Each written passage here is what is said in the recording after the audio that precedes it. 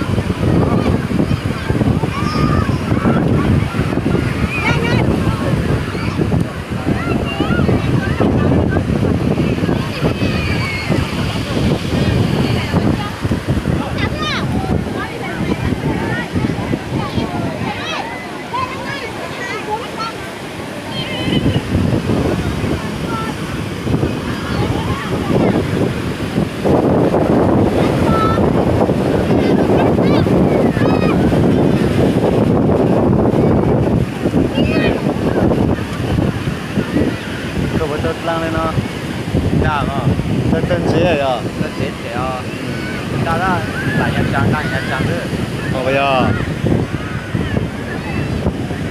tập tài mới tay đấy có tuần à nó có đi kia rồi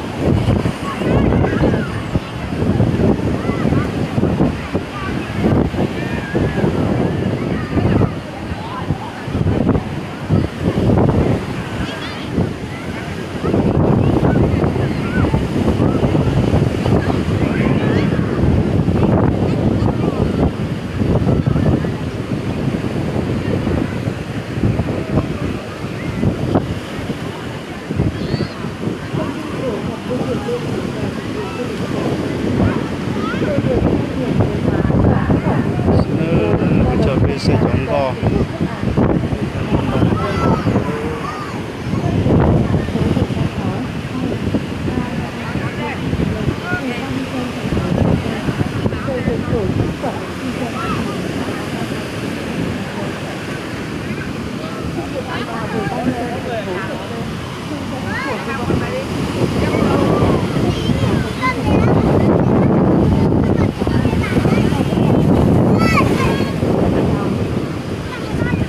một tổng số tiền thu là 870.000 đồng một người, trong đó phí khoán là 880.000 đồng một người, mức lương của người lao là 30.000 đồng.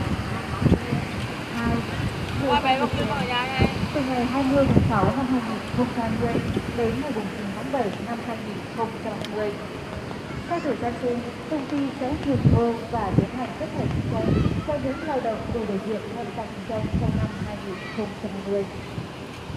Địa điểm để tiền tại trụ sở công ty cổ phần môi trường đô thị và dịch vụ du lịch Sầm Sơn, địa chỉ số 242 đường Nguyễn Trãi, phường Bắc Sơn, thành phố Sầm Sơn.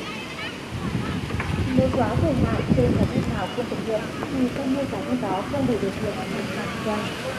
Nhận được yêu cầu này, tôi nghĩ ông bà đã được thực hiện.